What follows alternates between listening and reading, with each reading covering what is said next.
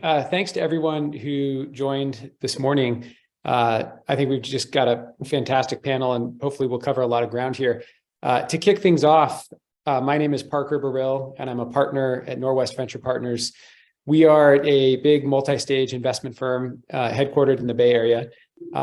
We invest across all sectors, all stages. We really love to partner with founders early in their journey. So despite our size, Series A's are still really our bread and butter. And that's how I connected with Sanish Monkar and Elliot Schmookler, two amazing founders who are on the call today. And we're also lucky to be joined by Donna Boyer. But Norwest led the Series A round for Legion, Sanish's company, and for Anomalo, Elliot's company. And it's just been an amazing experience to work with both of them as a board member. Both of them obviously are former product leaders, and Donna is actually still in that role as a product leader at a really important company called Teladoc. So we're just excited to spend some time with them today and talk about the journey from Chief Product Officer to Chief Executive Officer.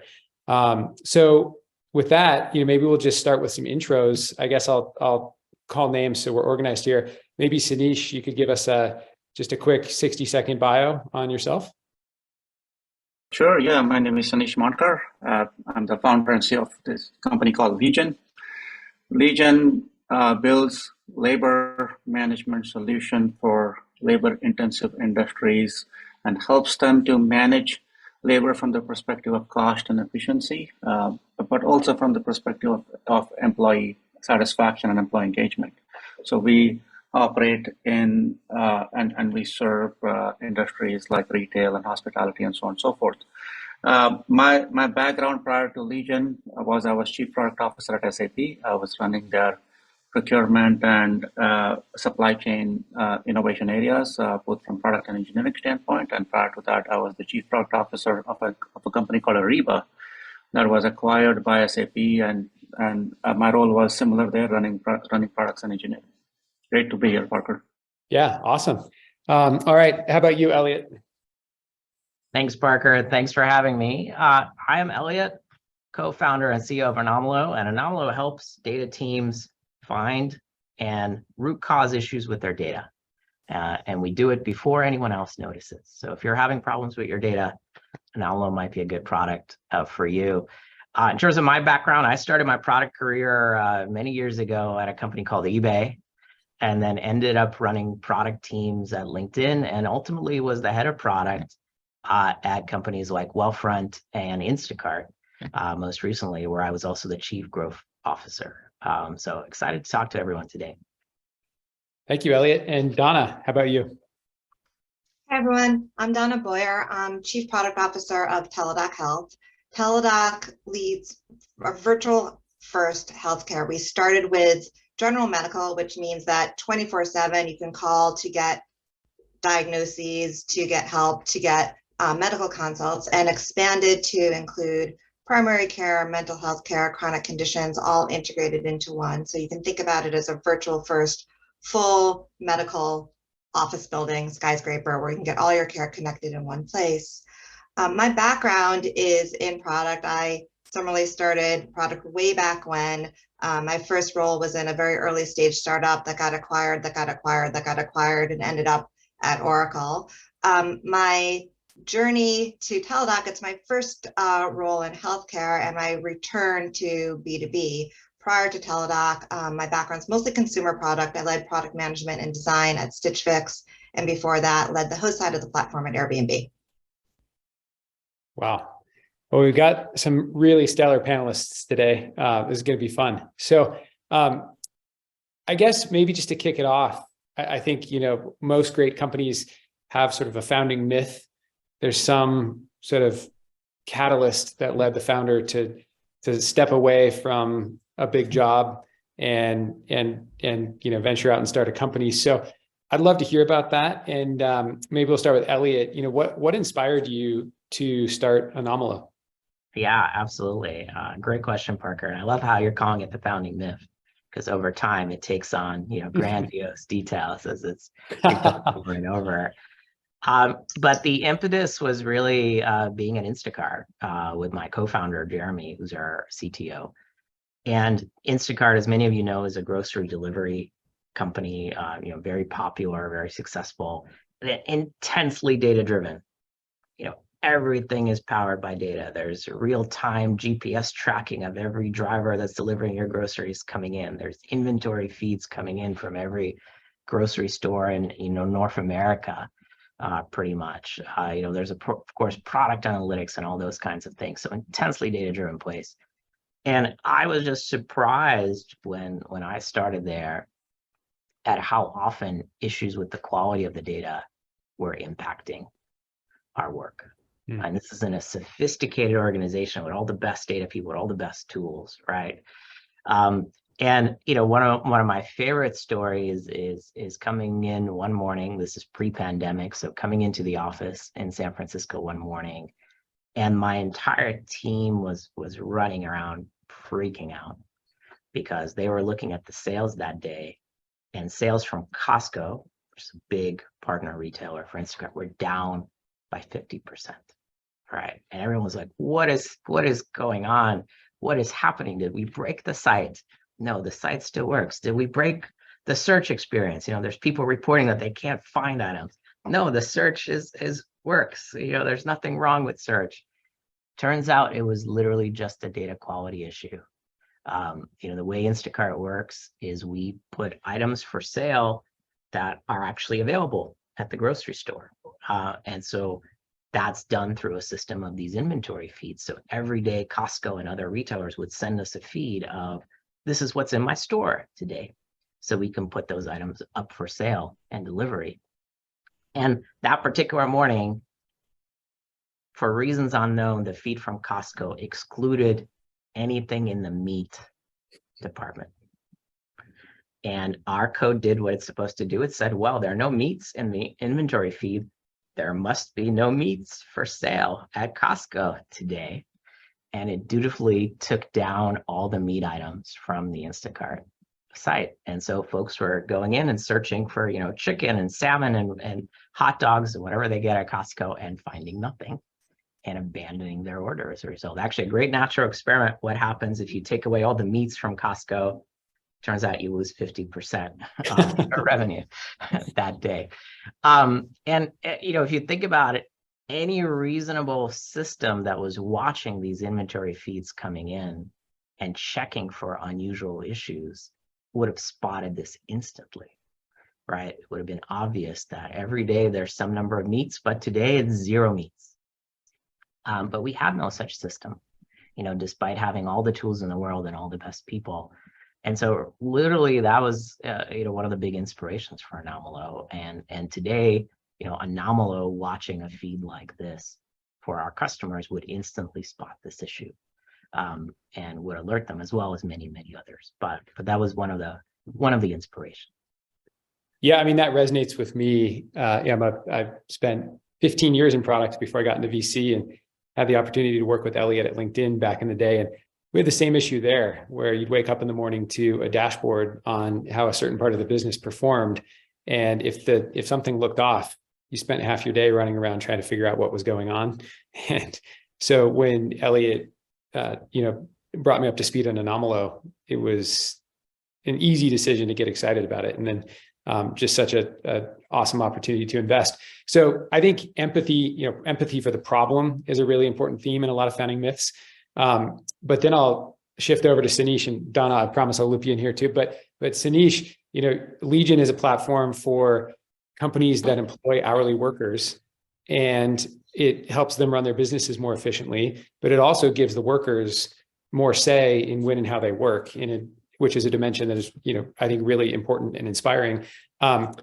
You never worked at a business that employed hourly workers, as far as I can tell, and you've never been a blue collar worker, as far as I can tell, although I don't want to presuppose, but tell us about the founding myth behind Legion. Like what got you fired up about this problem?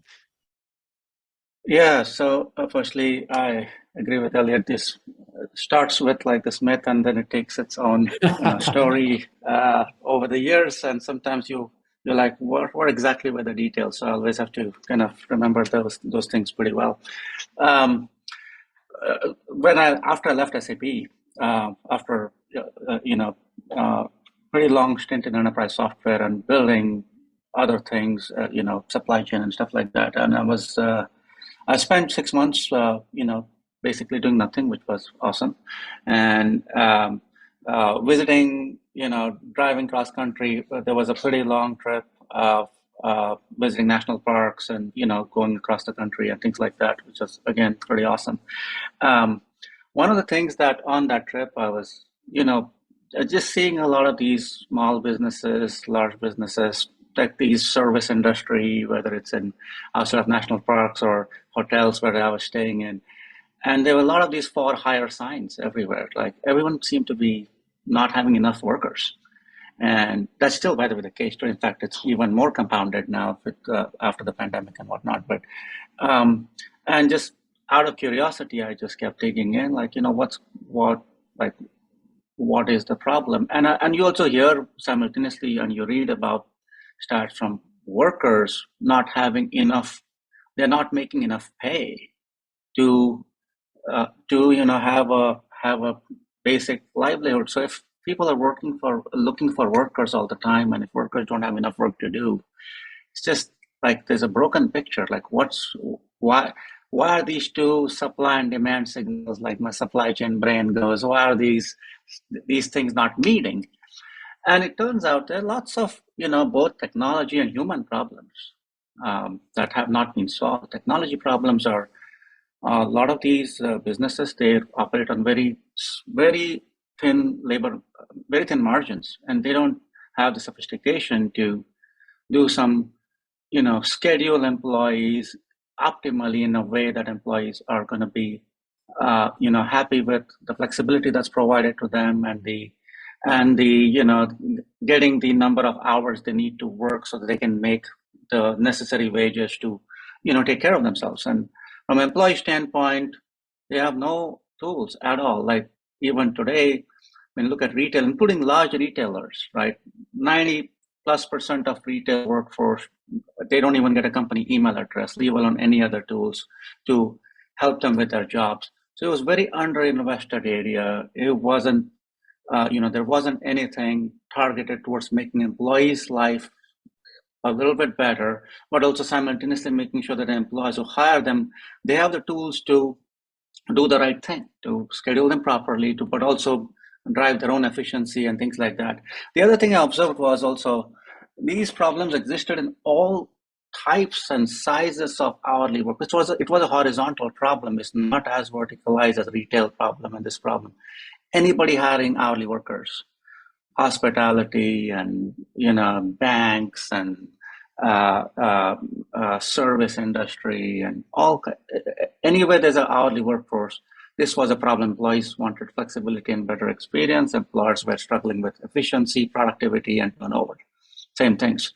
So that was very compelling to kind of ask the question, for such a large workforce. We're talking about 80 million workers in the US, the largest workforce in the US, and by far the largest workforce in the world. It's way more than the other side of it, which is the salaried workforce. So it was just very compelling that why haven't these problems been solved? And for me, it went from this, this is a great idea and technology could be used and business could be built and all that stuff. Yes, you kind of layer all those things there, but ultimately it was like, wow, we could improve a lot of these experience and these lives of these workers. And that was really kind of the most dominant factor that kind of, led to the founding of Legion.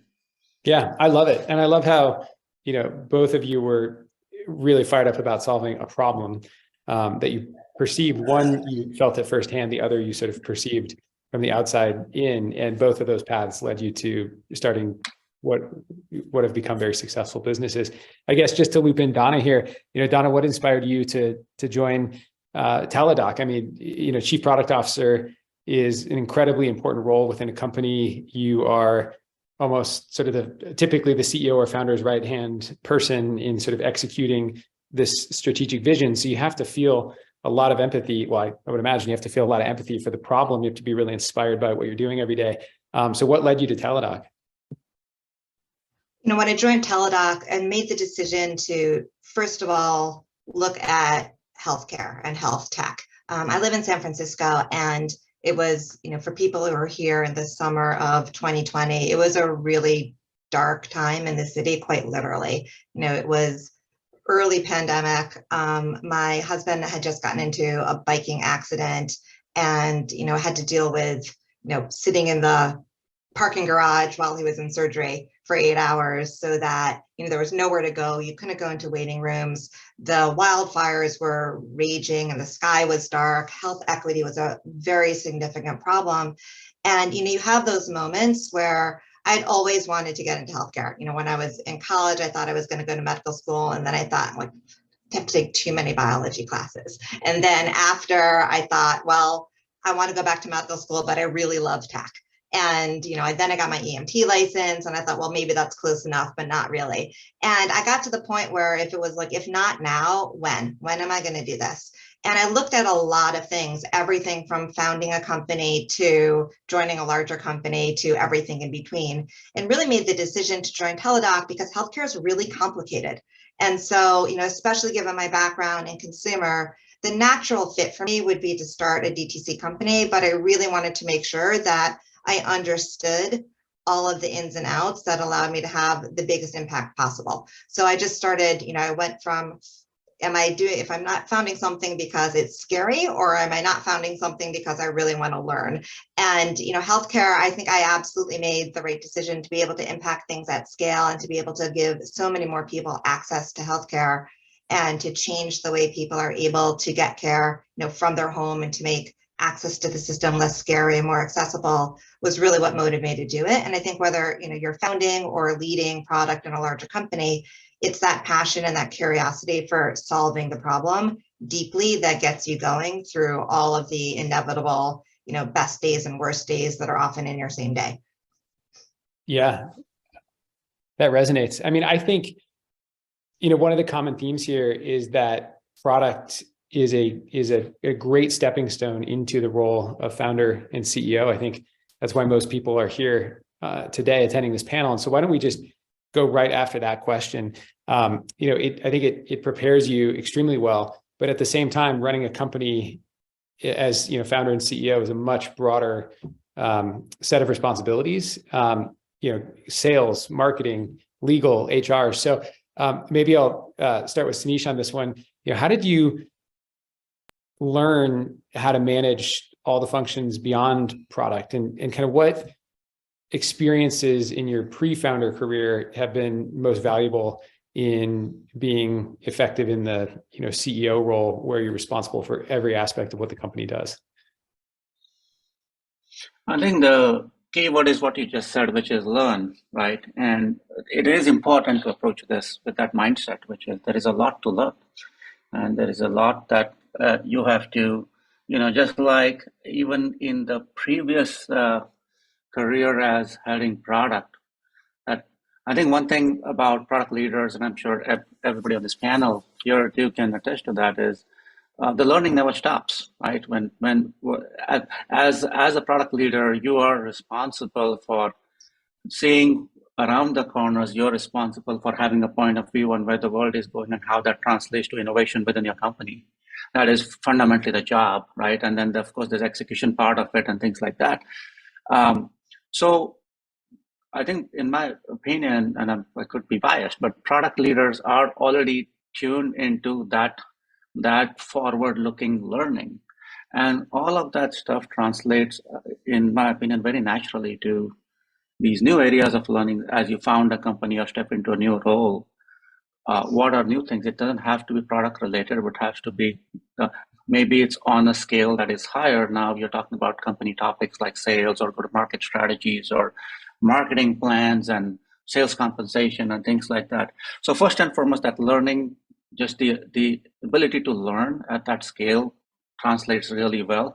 And to me personally, what's been, and has always been the case with me, is just surrounding myself with people who are great in those things and having the ability to find these people and then trust them with, their subject matter expertise, but also partner with them on the product vision, the strategy of the company, and things like that. I think that's been definitely kind of a pretty big part of Legion's success.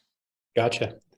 Yeah, Elliot, I mean, maybe to segue over to you, you spent most of your career in product working at consumer companies, and then now Anomalou is a B2B company, which, you know, from the outside looking in seems like a meaningful switch. I mean, how's that going? You know, how have you adapted to, you know, having a sales team, for example, which isn't something you often think about in a consumer context?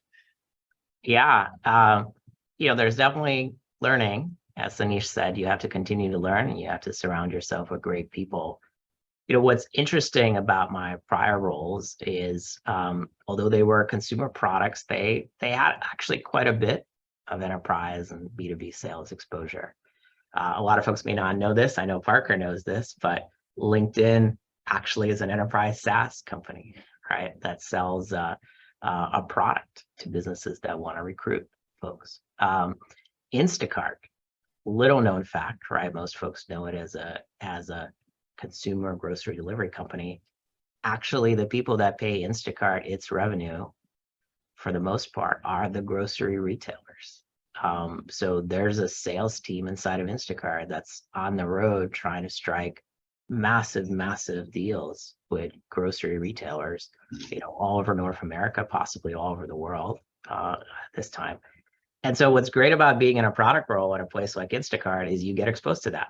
I would go on those sales calls to the grocery retailers. I would read the contract, right, that we were about to sign, and be on the call with the lawyers analyzing what was going on, because often it had impact on product, right? It was committing us to certain SLAs or committing us to certain feature developments that we needed to do. So I've actually, you know, have gotten some great exposure in my roles, largely because product is so broad, right? Touches so many pieces within an organization to, you know, nearly every function, right? Including sales. You know, Instacart is another great example. Was key goal for Instacart was profitability, right? Making sure we were making money on every order, right? Which for a delivery or logistics company is very important. And so literally I had a part of my team that was working on that. And we would be in meetings with the CFO talking about the detailed accounting of our profitability on every order. So it gives you some great exposure for when you have to, you know, manage those functions as the CEO. Gotcha. And maybe Donna, you know, I've been in a product role before, as I mentioned, and I don't think I was probably deliberate enough about seeking or about learning, you know, about the other functions. I certainly interacted with them and collaborated with them, but I didn't sort of spend extra time with the head of sales that I partnered with to learn more about that function. Do you think about that at all? Do you spend time sort of deliberately seeking functional experience beyond product, or is that you just don't have the bandwidth for that? I'm curious. I do. I think about sales really as another customer. You know, I've oriented my team and restructured my team so it's about our members, like our healthcare consumers, our clinicians, like the people who are providing care, and our clients and our sales team, because it's just a very different, they really are leading innovation and leading new ways of getting care. So I do really try to both connect with customers as well as think about, okay, who am I connecting with to hear what are the gaps, what are the needs on our sales side as well. It's B2B is, you know, it's different, right? I think about it as when I initially did B2B, one of the things that was hard for me was that you're a step away from the product, right? Like there's things that are in, sorry, I might need to get the door in a minute. There are things that are in your, like standing in your way, like the sales team is in the way of whether or not you can close the deal, the database technology, and it's just not the right way to think about it. Like this was super early in my career, and you know, when you're doing consumer, there's nothing that tells you whether your product is good or not, whether it's like the right design, whether you've really got product market fit, other than the product. Like you can see the numbers go up and to the right and sometimes not go up and to the right. And we've all had those days where you're like, what just happened, right?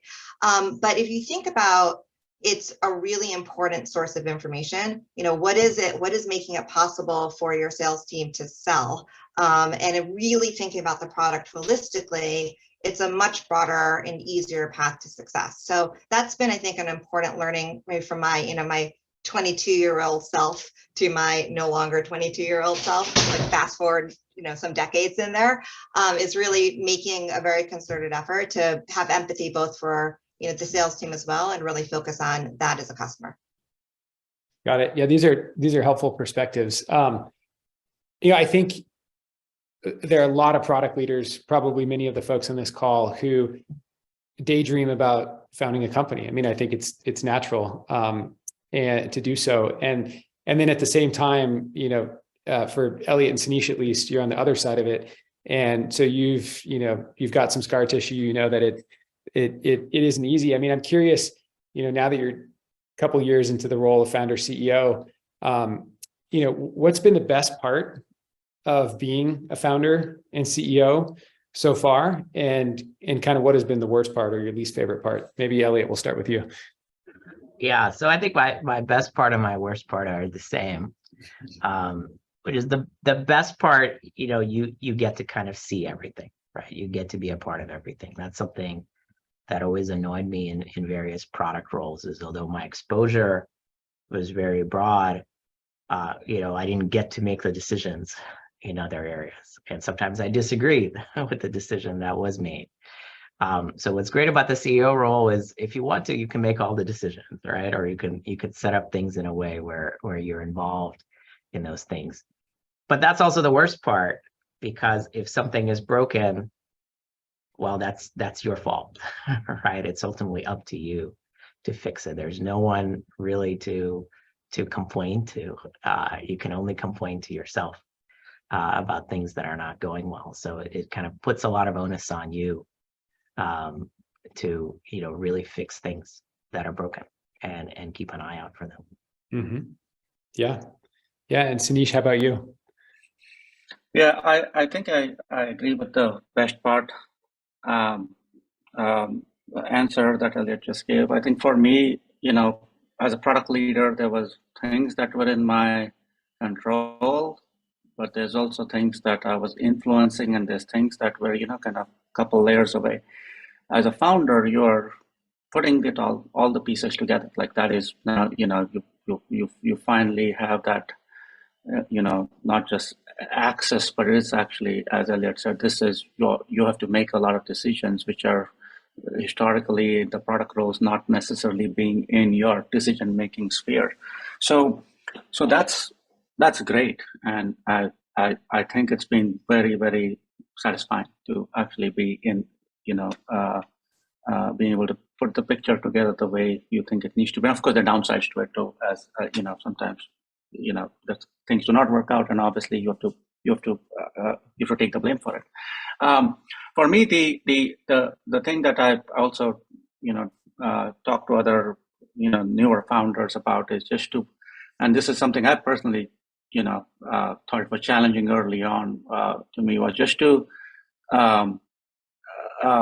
get my mind oriented about how long these things take, right? When coming out of a company like SAP or even Ariba to some extent, and there were a lot of resources to do a lot of things that were that you imagine, and once there is broader alignment, companies of that size can move very impactful. Even if it's not fast, it could be kind of the impact could be at a much larger scale. So losing all of that stuff and then starting from scratch and then building without having those types of advantages and resources. Of course, there are new advantages of agility and decision making and kind of whiteboard thinking and whatnot. But losing some of the advantage, I think it's something, especially founders coming out of larger companies would need to, and I think kind of go through some adjustment period, which I had to go through, and I think that was for a period of time pretty challenging. But even looking back, I think this would be, I would definitely do exactly the same things I did, and overall, it's just more of an awareness rather than kind of a hindrance in any way. Gotcha. Gotcha. Yeah. I mean, one of the things you kind of hinted at was talking to other founders. I mean, and one of the commonalities I think between all C-level roles, whether it's CPO or CEO, is that there's no one else at the company who's an expert in what you do typically. So even as a CPO, you may report to a CEO who came from the go-to-market side of the house, or maybe they did product a long time ago, but I mean, you're responsible for the function and you can go to them for sort of general advice and coaching and management, but they're not going to tell you how to run product typically. And same with the CEO. I mean, obviously you don't have anybody else at the company who's even a peer to you to go to. So, Donna, how do you find, or, what sort of, coaching or mentorship do you seek out as CPO? I think one of the best things about being CPO is I have peers. I don't have as much of the, like, it's just me. So part of it is reaching out to my peers all the time around, okay, this, like, wheels are coming off the bus over here, and what do we do? So part of it is just, it is product, and I own and I'm responsible for product. Product is really just part of an overall system too, right? So there's the parts that are purely product, and then it's how does product interact with everything else. And I find that you go through these phases where your next evolution, and you almost are sometimes the victim of your own success. Like something works and then, it suddenly stops working, and it stops working fast. And so really just making sure that I'm staying connected with my peers is part of it. And then, there's a good network. And, I think one of the benefits I've had of growing up in product is that there's a lot of product people that are in similar roles, whether they're CEOs or GMs or chief product officers, just asking for help, like calling and just being like, okay, this is what I'm experiencing now. Like, how have you dealt with this? Or, what's your best resource for this? Or, how do you think about training an organization or a team through this? And just really making sure that continuous learning and continuous, not closing off, but really being open to what's this next evolution. Product is, I'd say 80% the same and 20% very different everywhere you are. And so really making sure that being able to reach out all the time is what's really helped quite a bit for me. Got it. All right. Well, we're going to circle back now to the early days again. Sanish and Elliot, one of the things that I think every aspiring founder thinks about is, I've got this idea and maybe there's someone, I have a co-founder in mind, but I'm only going to be able to go after it if I can raise money. And that initial round of funding is often a really intimidating proposition for folks. You were both experienced founders, but even in your case, I'd love to hear about that very first round. Sort of what was the state of the company when you raised it? How did you get in touch with investors? And what was that fundraising process like? And again, I'm talking about the seed round, which was before Norwest invested, just how you first got started with some funding. So, maybe Sanish, we'll start with you. Sure. Yeah,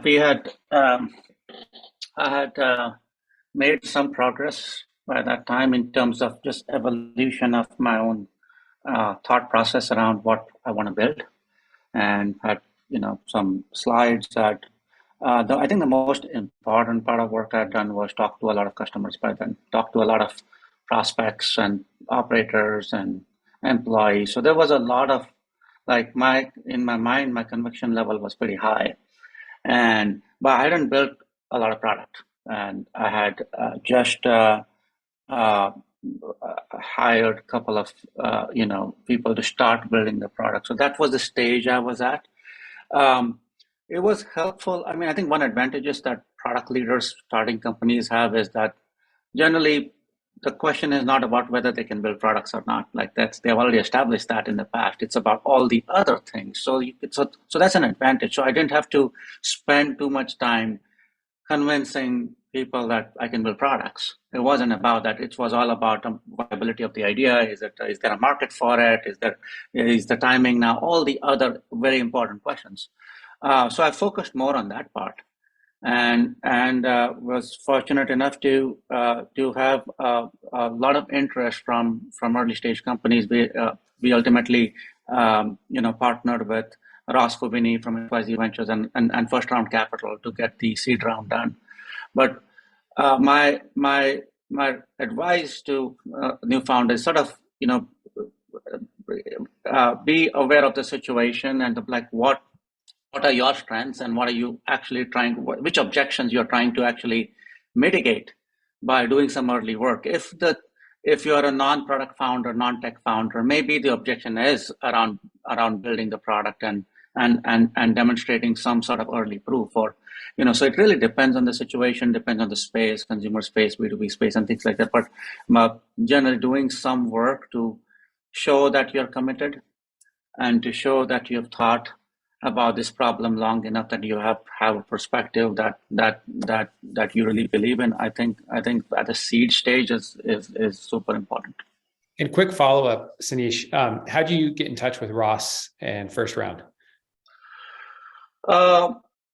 In some cases, I was introduced through some folks, which every time I would meet someone, I would ask them, who else should I meet? And generally somebody, and folks are very helpful. If I'm meeting, that's how I met my first customers, by the way. Phil's Coffee was the first customer, and I met Phil's through an investor conversation with Maynard. So it was Maynard and Min Labs, by the way. So it was in the early stages, just building this network of either someone's going to use your product or service, or someone's going to join your company, hopefully, or someone who's going to invest in your company. And in the middle, I think, is a super productive way to spend your time.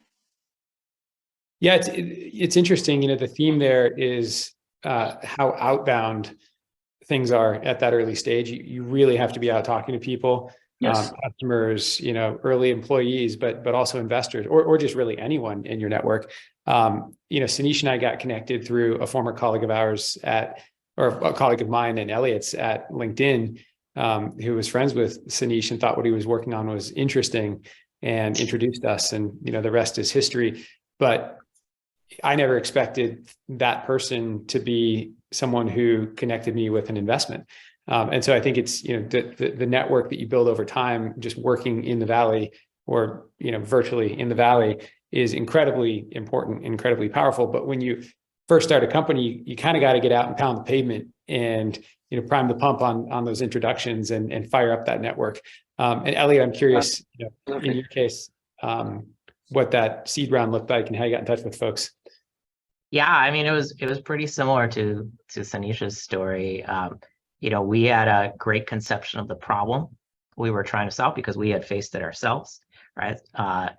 And we had a demo of how we were going to solve it, which mostly worked.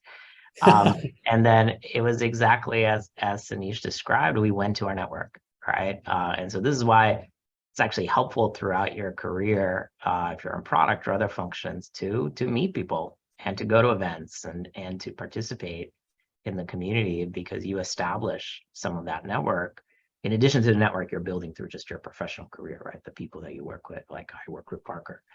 And so we went to our network, and maybe we were very fortunate that we were pretty experienced, but anyone we touched in the VC community through our network took that meeting, right? And they didn't always understand what we were talking about or what our product did or our problem, but they almost always gave us feedback. Very often they introduced us to potential customers, right? That were either portfolio companies or folks they've heard have issues with this.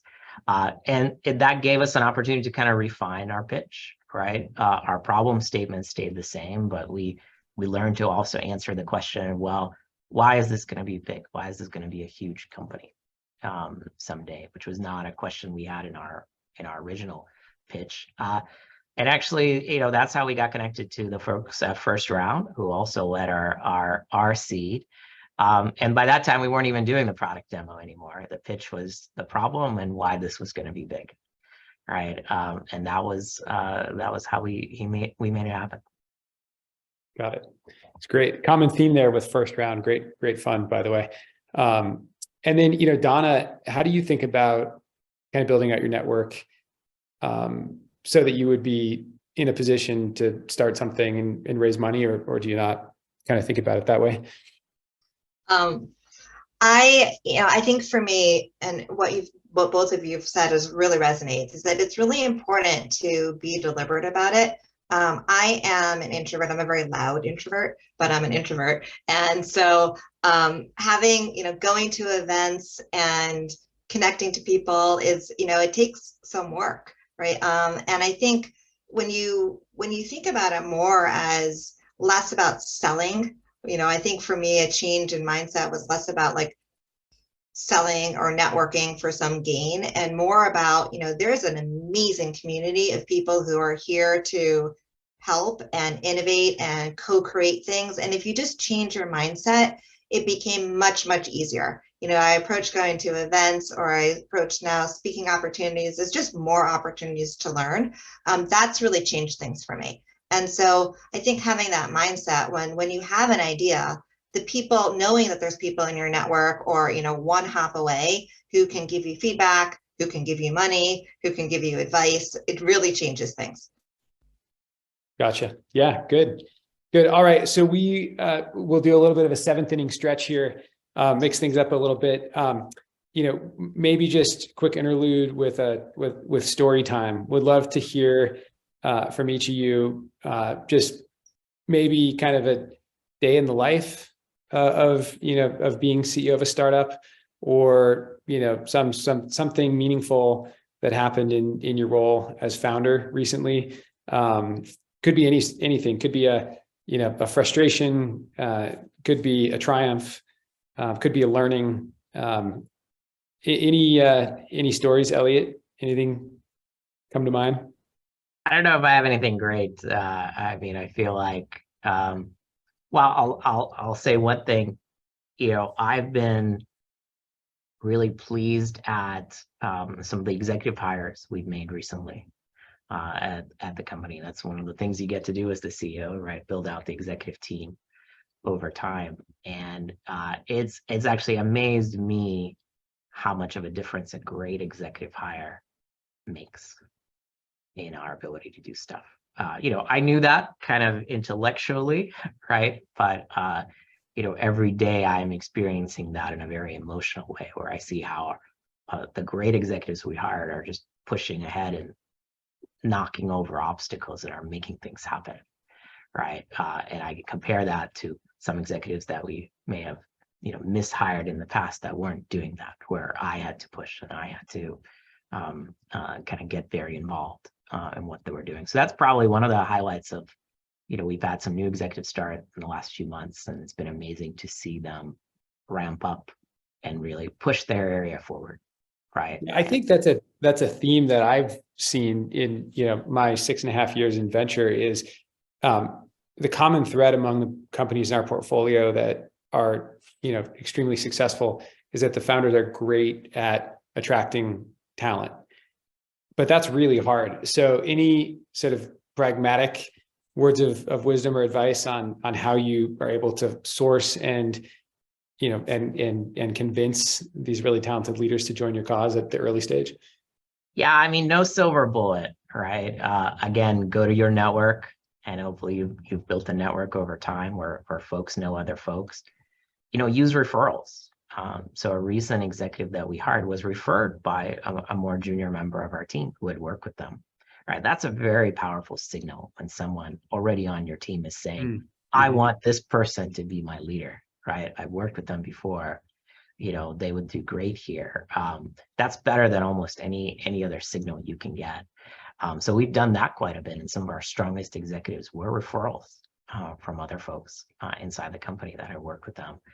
And then just meet a lot of people and calibrate and hold the bar high, right? And find great ways of evaluating candidates. That's perhaps another insight. So we now almost always do case studies and exercises and all these kinds of things in our executive hiring process, because interviews alone, any senior executive can present well, can talk a good game, as they say. It's hard to cut through that to what will they actually be able to do. But if you give them an actual case study, an exercise, something that shows their work, you learn quite a bit. So that's been another thing that we're doing heavily. I love it. I love it. All right, Sanish, not to overmanage, but how about something, I know Legion has closed some really big, impressive multi-year deals over the past, year plus. Any stories about, kind of going the extra mile to drag one of those deals across the line? Like, what does it take to sign a, Fortune 500 company to a multi-year deal when you're a Series, B, C startup?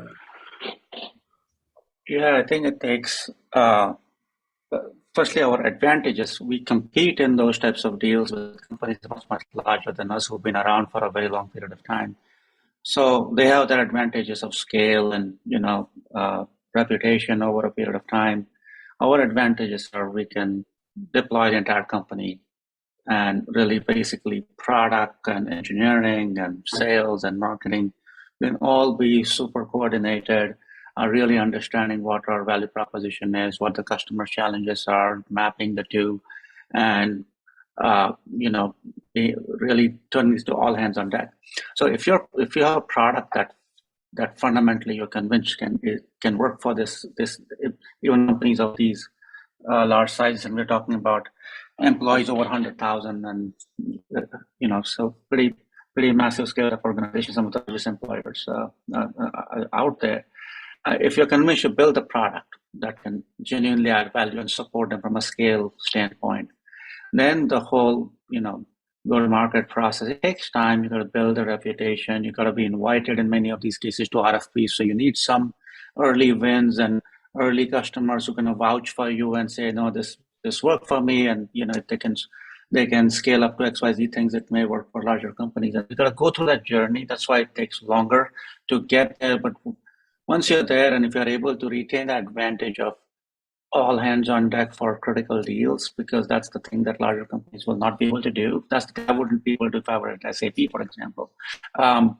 We tend to have success, and those successes are pretty impactful for a company's trajectory, as you can imagine. So yeah, that's hopefully answered. But tell me how that manifests. I mean, any examples where you jumped on a plane at the last minute to just go be at the customer and kind of put the deal on your back and drag it across the line? Or, I mean, I'm just curious, any sort of color commentary on that? Yeah, I mean, enterprise software deals are to require there is a relationship aspect to it too. There is and especially companies our size, like I have to be really making sure that I'm providing some level of confidence, because customers may have concerns about our, long-term viability. Will we get acquired by somebody else? And those types of things have to be addressed even after they like the product and we've done a great job with all the other parts of the process. There is that extra mile that you have to go through to say, hey, we are a small company, but we are around, and our ambition is to grow and be the leaders in this space. And here's our vision and roadmap, and here's what we are ready to do to partner with you, and things like those conversations generally with me.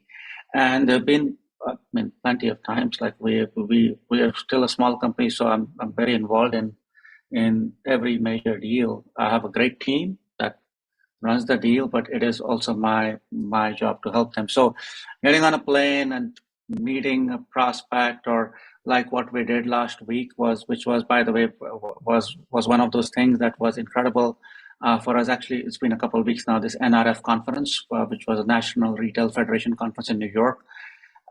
This is sort of the retail operators Woodstock, right? I mean, everybody's there. And we had just a pretty amazing 3 days as a company. We felt like we presented ourselves really well. I had over 30 meetings back to back, and those are the type of conversations, and that's the type of momentum that when we build, it really translates to a lot of momentum for the company. Yeah, that's great. I mean, I think one of the common themes is, whatever it takes. I know going through some of these executive hires with Elliot, we've had to stretch in all sorts of ways, right?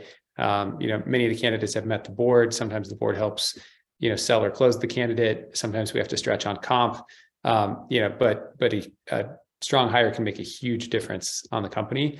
And then same on sales, right? I mean, there's, it literally requires a ton of just elbow grease, a ton of work from the founder, at least in the early days, to close these deals. Anomalous has closed a couple of really big chunky deals, and Elliot and his co-founder Jeremy were extremely hands-on in that process. You can't outsource that to the head of sales.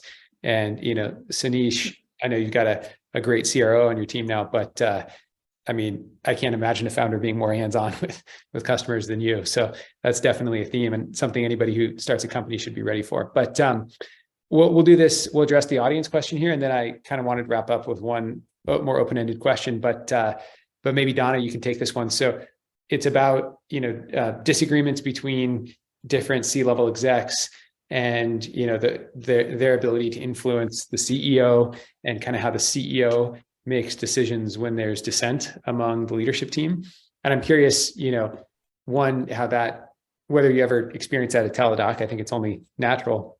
And then two, maybe how your CEO kind of, the degree to which he or she seeks input and kind of makes decisions. Yeah, I think there's two levels of it. One is, Elliot, what you had said earlier about like, it's just you as CEO making the decision, right? And people kind of come on board, right? As chief product officer, you've got a way of running product, but then you've got all these other, we should be doing it this way, we should be doing it this way all the time, right? In any company, like that's just kind of, I think in some ways how it is. And one of the most important things I think too is the relationship with your CEO. There's going to be CEOs that are more product focused, less product focused. And I think that's a really important thing to know going in. Like, where are you your best, and what is the nature of the change that you need to lead? So, I've spent a lot of my career working with founders, and often working with founders, the most important thing is, especially when things start getting to later stages, you get to a whole lot of pressure from your board about like, why can't you be, like that company or be like that company? You start losing that sort of initial founder vision. And so I found that, working as a CPO with a founder is really about how do you carry that vision forward? What is your next horizon of the vision, and what does that look like? Your initial product, you're moving beyond that. And so there's all this pressure to do things that are maybe really great revenue drivers, but not natural emotional fits, right? So how do you thread the needle and find that to your next horizon? And then sometimes, like at Teladoc, the role is really establishing product. And so when you're establishing product in a company that has not historically had product, that's very different. So it's important to know, what are you signing up for, and then modulating for that, right? I think it's, and it's not a fit for different phases, and different flavors are different fits for different people, right? And so at Teladoc, product is, it's very much an evolution, and very much, it's when it's not very hands-on in terms of CEO input, but very much involved in terms of like, hey, are we shipping great products? Are we doing what we need to be doing? I think there's a flavor of it is how do you deal with sort of disagreement, right, from other, CTO or COO or other people around that. And I think part of it is also sort of seeking the why, like not just having it stop at, well, we disagree, but like, what are you seeing? Like, and how, where are we now? And a lot of times it's, people have said, engineering gets this sometimes too, like, oh, I could build that like in my garage in a week, right? Without understanding like the legions of tech debt that you've accumulated, or the level of complexity. And product is sort of the same. Like, you've got to sort of pace how much change can the organization take at a certain time? How much are you reframing where you are to where you need to be? And I think really understanding and connecting is the best way of dealing with it. One of the things I think is a downfall of product at all levels, and one of the things I think is maybe the worst thing that ever happened to product, was the CEO of the product tag, right? Because it implies two things. One is that everyone is reporting to you, and that's just not the case, right? It's very much an influence role, but it also implies that, I don't want to speak for the CEOs on the panel, but like, you can't just direct people to do things, right? Like you can do it, but like there has to be a level of buy-in and a level of alignment for those things to be carried out with a level of conviction and commitment that makes it possible. So often what I'll hear a lot of, well, who gets to make the decision, or, product needs to be CEO of the product. And if you're doing it well, the decision makes itself, right? If you're bringing in the right data, if you're bringing in the right customer focus, if you're bringing in the perspectives of the people that you are working with, I could count on, one hand in 30 something years of how often it's been like, sorry, I got to make this call, right? Usually if you do it well, it's not about committee, it's about synthesis. And really good synthesis leads to great product decisions. Yeah, that really resonates with me. The point about influence and building consensus. I love it. So we are coming up on time here, but just maybe to wrap, we'll go to Elliot and Sanish for final comments on the following. Either advice you would have for the heads of product on this call that are interested in becoming founders, or framing it a different way, the pitch you'd give them to make that leap. Elliot, you want to start? Yeah, absolutely. So very quick advice.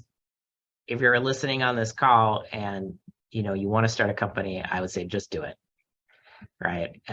Especially if you're kind of in Silicon Valley or connected to the tech community, it's pretty risk-free, right? If it doesn't work out in a couple of years, you can get something like your old job back, right? But meanwhile, you're going to have a great adventure. You're going to follow your dream, and you're going to learn a ton. And if you end up coming back to a regular job, you're going to come back better. And we're greater insight of what makes companies successful. And as I think Donna and Sanish pointed out before, there's such a huge support network in the technology community that even if you feel like you don't know something, oh, I wish I knew more about finance or legal, there are people you can find in the tech community that will help you with that, whether that's other founders or experts in those fields. So I would definitely say, if you have an inkling, if you have a dream, just do it. Love it. Okay. Sanish, your thoughts? Of course, these days, if you don't know anything, you can ask ChatGPT and you get all the answers. So that's well, I would completely support what Elliot said. And that's my advice to the first few, just taking the first few steps. Don't worry about what comes after that, because there isn't. I don't think any founder's journey is exactly the same. It's essentially problem solving of certain kind and making progress. That's kind of the only things common, right? But the problems you get and how you define progress and everybody's journey is different. So just getting started, not overthinking that. If you're passionate about something, don't worry that you don't know sales or marketing or any of the things that haven't been part of your job. Just getting started is the most important thing. And there is a lot of support system, a lot of communities, a lot of help out there that can guide you. And I think in the possible scenario where after some time, if you don't like what you're doing and don't think it's for you, it's very easy to at a minimum get back to sort of where you were with a ton of new experience, which is would make you a better product leader. So, thank you. This is great advice. So I think it's time to wrap up. I'm a stickler for ending on time, and you all have big jobs and probably need to move on to the next thing. So first of all, thank you so much for spending an hour with us today. I had a blast having this conversation. I learned a ton. Donna, nice to meet you. Sanish and Elliot, it's just been a blast working with you. And I'm a huge fan and admirer of yours. The last thing I'll say is, we talked a lot about the path from head of product to founder today, and just to plant the seed for maybe the next webinar. There's also a path from head of product to VC, the path I took, and I think that is also worth discussing at some point. So stay tuned for that. But again, thank you to all the panelists. I really appreciate your time. Thanks, Parker. Thank you all. Bye, everyone.